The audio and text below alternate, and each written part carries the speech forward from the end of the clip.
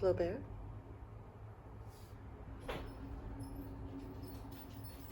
What do you have? You brought a little toy over.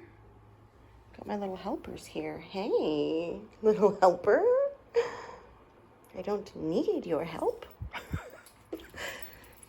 Well, I just wanted to show my little nest boxes for 2 of my Angora bunnies that are gonna be giving birth in about a week, a little less, due on the 7th. So you give them their nest box, about 4 days before they're due, and that's about tomorrow. So we're gonna put little nest boxes in with Nina, who's having her 3rd litter, I believe.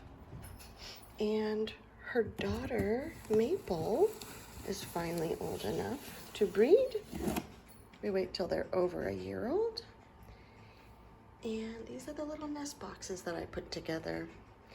I'm sure everybody makes their nest boxes differently, but I make them out of cardboard because they're single use. They get 1 use and then they're done, and I throw them away when the season is over, the baby time. And they are all about the same shape. Some are a little bigger, like Nina is my biggest French Angora, so she gets a nice big box. And Maple's a little bit smaller, so she gets a slightly smaller. Also, it's her 1st litter, so I wanted to give her lots of options. So each nest box has an area for the litter, an area for mama to get up on top.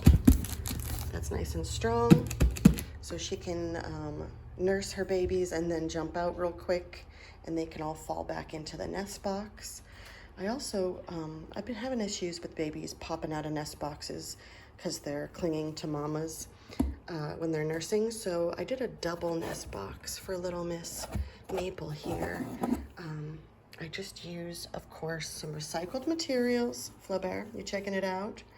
In the bottom there is a piece of, it's a shelf, a piece of a shelf. Erin was cutting down some bookshelves, and I just repurposed the scrap in both of these nest boxes. You can see it here. It's just particle board, but it's nice and heavy, and it has a nice cool texture for their little feet. So I put 1 in each. The reason for that is to weight it down a little bit, you know, so they're not moving the boxes as much, jiggling them as much when they're moving around in there. Gives it a little bit of a weight to hold it down. And also it's just a nice texture. They like a little cool something on their feet.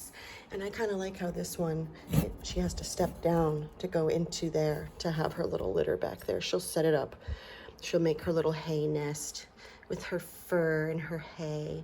And I just put down a charcoal pee pad. They don't smell anything, it's non-scented, but it just kind of absorbs all the baby pee when they start piddling. Keeps it a little fresh for a little longer. And I do this nice little scoop in the front on both of them to show them where it's good to hop in and out, and also to kind of scrape the babies off after they nurse, to keep those babies in and keep them warm and safe and healthy. Be easy for me to see if she drops a baby on here. I can just place it back in her little nest area. So she's got her little diaper pad, nice and safe, single use. Let me know if you breed Angoras or bunnies, if you do something similar, or if you buy a nest box. I've seen some companies that make them. And also, some people are handy with wood. My first nest box I built out of wood, but then I realized you have to clean it and sanitize it, and it's a pain, so I just do disposable ones. All right, I'm gonna put these in tomorrow, Friday the 3rd, and they're due on July 7. So exciting. Love you. Miss you. We'll see you soon. Bye.